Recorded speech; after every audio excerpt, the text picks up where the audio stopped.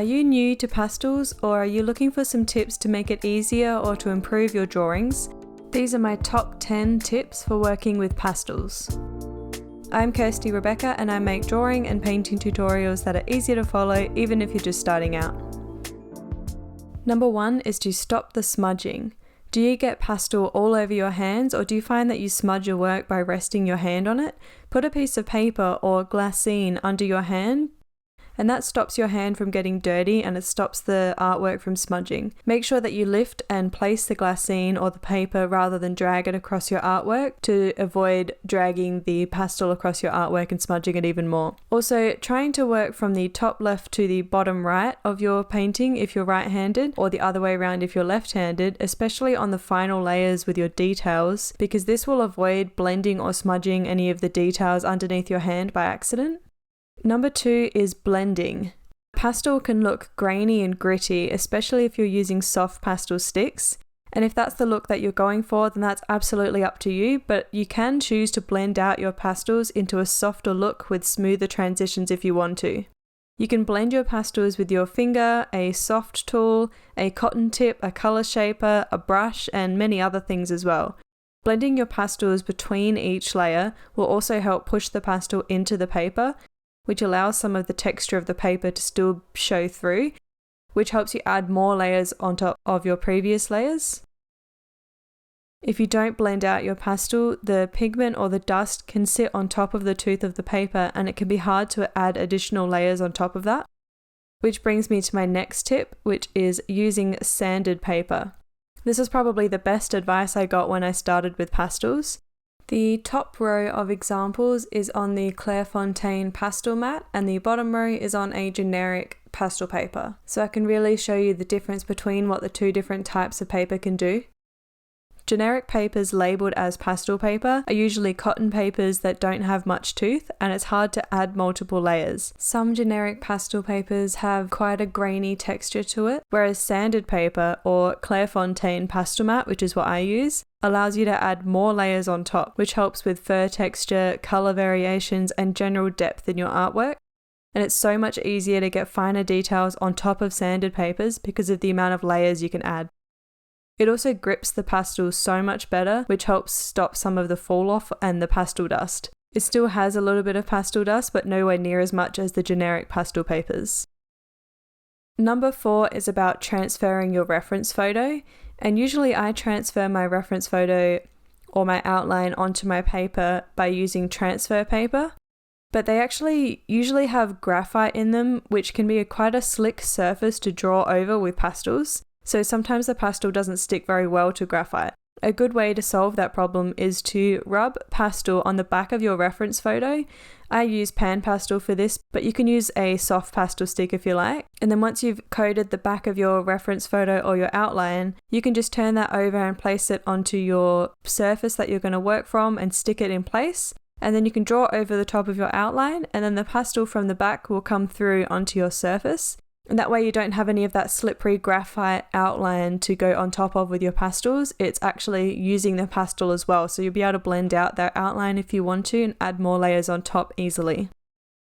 The next tip is to conserve your lights and your darks. Yes, it is a lot easier to layer pastel on top of previous layers, but if you're trying to put white over the top of a darker area or black over the top of a lighter area, it will usually not be as intense as if you just put straight white onto your surface or straight black onto your surface. The white tends to look muddy and the black tends to look grey. And this is the same for other colours as well, but more noticeable with the darkest parts and the lightest parts. So if you know you need to add a really light colour, try to preserve that area, only put that lighter colour there. Or if you're working on fur where you need to have the layers of fur texture, try not to go too dark on your underpainting, just go a few shades darker than your highlight, and that way you'll be able to add the lighter colour on top without it muddying up too much.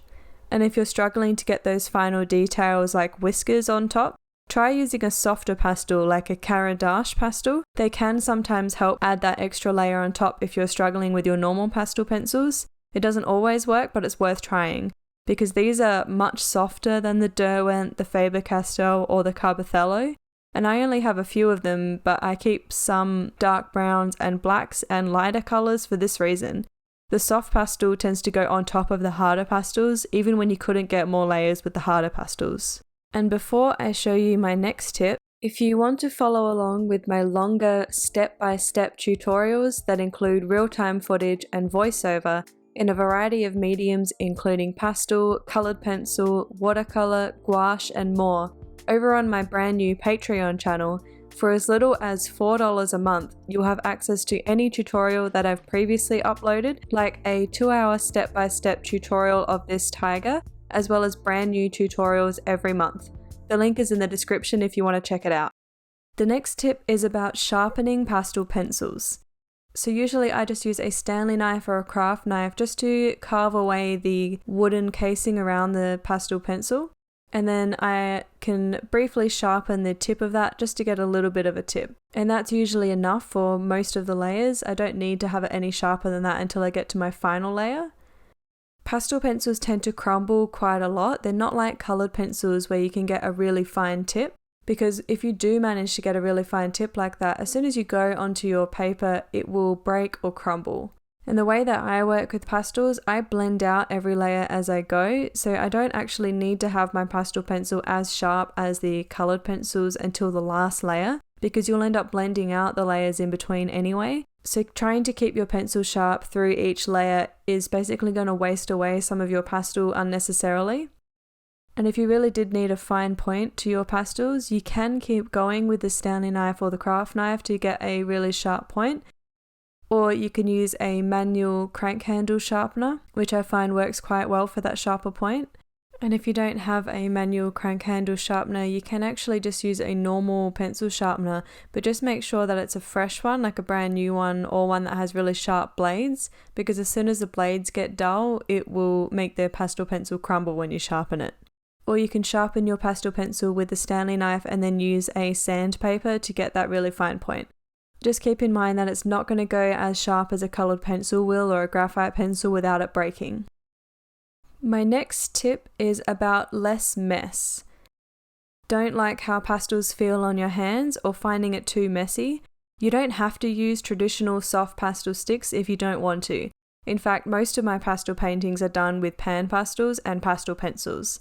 Pan pastels are a soft pastel pigment that's pressed into a pan, and then you apply them with a tool, and the most common is these soft tools. And then you combine them with pastel pencils, blending with cotton tips, so you don't actually have to touch the pastel at all. If you haven't heard of pan pastels before, I've got a video that shows you what they are and how to use them, which I'll link below. My next tip is to work in layers. So instead of trying to colour in your outline like a paint by number, try working in layers to achieve a more realistic look. When I work, my first layer is a lighter layer, which is the underpainting. And I start with the mid-tone so that my next layers I can add lighter details and darker details on top of that base layer. And like I mentioned earlier, I make sure that I blend that first layer into my paper so that I have more tooth available for my following layers to stick to. And if you put too much pastel down on your first layer, it can be hard to add more on top. Also, don't put too much detail in the first few layers because the detail will be blended out and mixed in by the time you get to your final layers, and you'll have to redo those details anyway. Keep in mind that there is still a limit to how many layers you can add. After the underpainting layer, I usually do 1 or 2 more layers to build up that fur texture or the depth in the painting, and then I'll do another layer on top of that, which is the detail layer.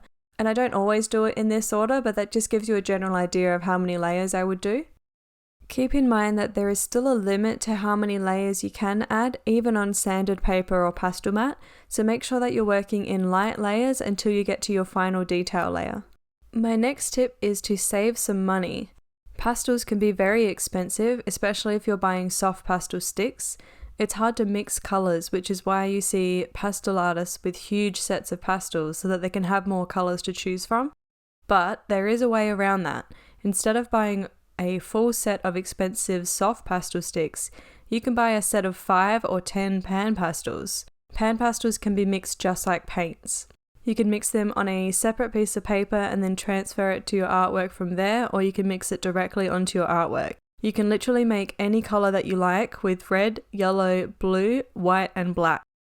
Pan pastels aren't cheap to buy, but they do last a really long time and you only have to buy a few of them to start with, and then you can add single pans of colours over time if you want to. They're also really great for out of focus backgrounds and underpaintings.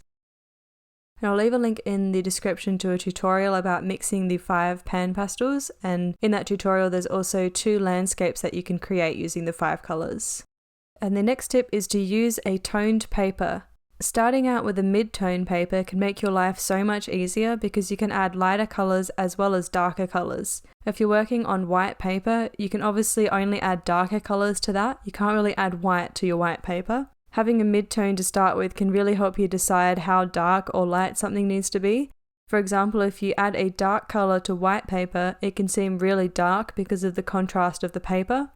But once you're further along in your artwork, you may notice that your colours weren't dark enough to start with. And like I said before, there's a limit to how many layers of pastel you can add.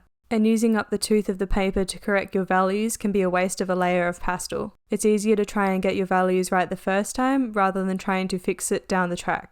And an easier way to help judge your values is by starting out with a mid-tone value. I've created a playlist on the screen that I thought you might find useful, so click on that and I'll see you over there.